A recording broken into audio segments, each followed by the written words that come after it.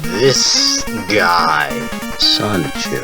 Oh, I've known him for so long, and how I've loathed him. I promised to myself that I would at least finish the comic. So instead of doing that, I'm gonna read the cards. No, not those cards. Yeah, those cards. Twilight, Chef, right, yours good. Okay, so starting off, we have... The first one we got is Lioness. Card says stuff we already knew. The fact that Lioness is wild, and she has to take off her start to do it, I guess. Also, for some reason, she becomes Lioness type, which doesn't make sense. Anyway, on to the next one. All of the ones I find boring, so here is these two dinguses. First off, Bubbles already can create tidal waves, and her hair just becomes water, so that's all that changes. Nothing else happens. And here we have Punchy, who's already basically as strong as Goku, so there's no point for this super form. And last and least, we have the digging one, who is just her but stronger, and we have Sylvana, who is just, well, she has the same description as the digging one, so we have no idea what this one does. Now on to the less boring ones, like this one. She brainwashes people to think she's angelic. This guy who turns into a kangaroo. This guy tells you what to do, but he mimics, like, a godly voice, I guess. Yeah, this guy can hit more targets and Goku teleport behind you. Okay, now into the self-inserts. First, we got Sonichu, who, is just supersonic, except if you touch him, he'll erase you from existence. And we got Night Star, who is just horrendous looking. And then we have Super Chris, which is literally says it on the card that it's just Super Sonichu. And we got Mega Chris, which heals stuff. Okay, that's all for the super cards. Now to get to the actual story. This technically isn't a Christian arc, but I'm not gonna explain arcs because that'd be annoying. Anyway, there's this guy called Ben Saint who wanted a slime arc, so he made a comic. It's okay, but it's not really my cup of tea because of certain jokes. And so Chris did not like this comic, and also he played the game and died really fast, so he also was upset at that. So he made a comic fixing what he made and what Ben Saint made. Also, for some reason, he demanded as match time for Ben Saint to give him $300 for some reason. Okay, I think I've yapped enough about that stupid stuff. Let's get to the actual comic. Yeah, I'm just gonna read this straight off the wiki. Strawberry Milk and Phantom Horde hide in a bush who are watching Night making a portal. Strawberry Milk says something out too loud, which alerts Nightstar to their presence. Grabbing them after a short conversation, Nightstar slips them to the portal, aka the Endless Boar Place, where slime is basically everything. Nightstar tells them in a letter, in her words, "You can't come back until you learn the meaning of friendship." And now that we have more context that you can shake a stick at, let's actually read the comic Chris made. Yes, Phantom Horde is super awesome yet weird unicorn. I just feel compelled to study him to become a Phantom Horde historian. A Fanstorian, if you will. Whoa, bro, you just got trolled back. Phantom Horn and Strawberry Milk have been wandering the streets of New Los Angeles City, aka New Milwaukee, Arizona, in Dimension C-197. Yeah, 97. Mining the slime that has the locals' minds under negative influences, which is actually true. We'll talk about that later. Their frustrations have hit the apex. A goddess appears to help. Are you that dense, Strawberry Milk? As the legend, the extra dimensional, the goddess herself. Christian Sonichu. Phantom Horn turns around because the one and only from this dimension 1218. Are you that dense? Shaking my head. That is the legend, the extra dimensional, the goddess herself. Christian Sonichu. I'm sorry, but this is too funny. A Phantom Horn. Christian smiles and feels humbled hearing that praise and appreciation, while also keeping her mind clear and calm for the impending slime gush of what's happening. Yeah, it's pretty funny. It's very obviously Chris wrote this. A slime gusher shoots out of the manhole behind Christian. She immediately emanates a barrier to keep the three of them from becoming freshly slimed. After the geyser stops, she divides the slime away from the center, while genetically holding on to a sample to be placed into the flame-proof box and sent back to Nightstar Sonichu. in Equestria for examination. Wait, but couldn't she just scoop it up? Also, why did they have to put in that she psychically removes the slime? Just like... Egad, strawberry milk, a fresh slime sample. We can send that to Nightstar for analysis. After the mild chaos, Strawberry Milk closes the box and picks it up. Egad, Strawberry Milk, a fresh slime sample. We can send this to Nightstar for analysis. Let me write a letter and then we'll light him up with her mind. Phantom Horn.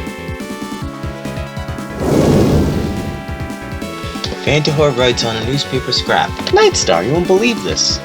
We not only got the slime for you fresh from the gushers by Earl Moops, but we also met the Miss Christine Weston Chandler Saunders. That's way too long of a name. She did save our hides from being covered in an attack. Anyway, here's the slime. Do your thing. You're welcome. Phantom. Nightstar wasted no time in experimenting the slime with Princess Twilight Sparkle. They found the slime is partially dilutable, but water alone can go so far. It turns out the slime is gaseous, and it doesn't like plain sugar. Lightning and electricity can also burn it, but if touched surrounded by more slime compared to the area that is at, the slime can recover. So the larger the slime amount, the more voltage is required to put out the entire blob. The next day, Nightstar sent a letter back to Phantom Horn and Strawberry Milk. Dear PH, the experiments have been successful. The answer is simple.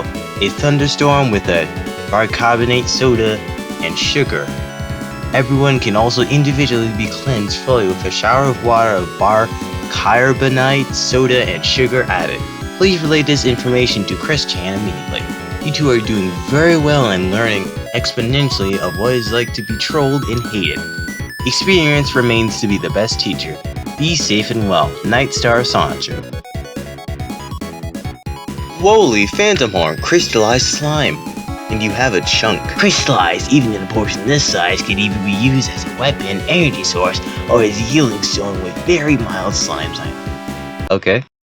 Chris Chan had been working hard with the other good superheroes, deities, and other allies as quick as possible to gather massive amounts of slime and relocate them into the Grand Canyon. Phantom Horn, Strawberry Milk informed her of the information. It was indeed as she and Magichan Sanju had foreseen. In an instant, she telepathically sent the word out to her allies. Phantom Horn's proton falls out of his tube/horn. Whoa, Nelly, Phantom Horn, crystallized slime. And if you have a chunk, crystallized, even in a portion this size, can either be utilized as a weapon's energy source or as a healing stone with very mild slime side effects. Chris Chan Sanju, she tucks it away into her subspace for the moment.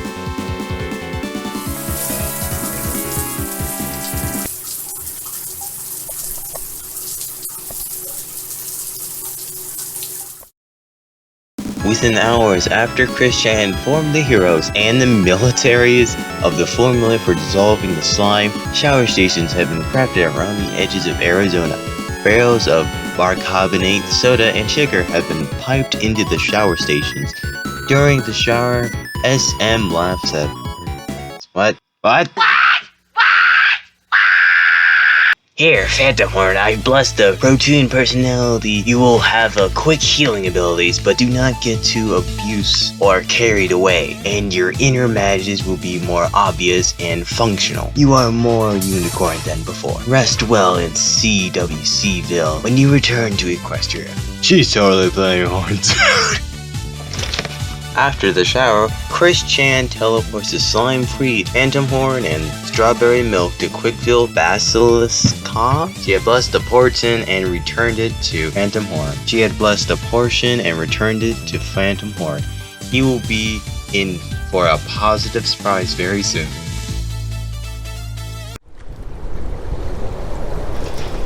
September 29, 2019, Christian and other Sonichus and Roachus and her allies and friends run circles in the Pacific Ocean on the southwest coast of the portion of Mexico, south of Arizona to the mist water to make strong rain clouds. Many flight-abled individuals and piloted jets seeded create clouds with massive amounts of bicarbonate soda and sugar. Okay, this isn't a card or in the comics. I don't know why the quickie had this. On the October 2nd, 2019, the thunderstorm seeded with bicarbonate soda and sugar covers the entire state of Arizona, C-197, and it spans beyond all the edges of the state. The storm lasts for 24 hours, and near the midnight breaking into October the 3rd, all traces of the slime and everyone and everything affected are cleansed and purified of any remaining within. And so, the Slime Code Dilemma and the Endless War came to a close in the Dimension C-197 on October the 3rd, 2019. The mortal being, even the heaviest of hatred, can be quelled when we come together towards a common goal. Also, your OCs should be treated with kindness and respect. Do not abuse them or each other. Chris Chan's on it too. And that's where the quickie says this is the end of the comic. But it's actually not, because there are more cards that have more stuff which the quickie didn't put in. Probably because they need to explain more, which I'm going to explain right now. My flesh! It burns! The burning! The burning! It's basically Chris made something to dissolve the slime, but since the slime is now their blood, they also dissolve. Also, the slime is everywhere inside them, because we just see skeletons. But that might be just because they got hit by lightning. So, essentially, Chris technically killed everyone. Also including the slime creatures. Yeah, that's basically the explanation here. Oh yeah, also for some reason the dimensions just shatter for no apparent reason. Like, the ring Chris made didn't dissolve the universe, and also slime is not important for the universe to exist because there's a dimension without slime, so I don't know why it's disappearing. And yeah, I forget, I think I've done enough yapping. Let's just read the comic. Oh yeah, and also Night Stars in the Void. Albert and all-timers, you still have a purpose to fulfill, regardless of Ben Saint's intentions. LK Arizona, C-197. After Ben Saint had demolished the beta timeline he had accessed for his comic, he exiled Phantom Horn to the Void. But he had a further purpose, so I rescued and brought him into C-197 to serve that purpose. Chris Chan Sonichu. The gift of life by extending by divine intervention. It's gotta be a twist of fate. Oliver Newton-John. While recovering, Phantom Horn was feeling more magic in his aura and seeing mild sparks fly off of his forehead. After returning to Equestria, it became more obvious. He removed the paper tube and found in its place a light teal colored functional horn, kind of like Sans's. Yeah, you know. He was simply elated, but old habits die hard as he, for a while, still had the ideas others still thought of him as an earth pony. Nobody saw him as such after this. When his horn glows, it gets a temporary transparent appearance, but functions normal and well.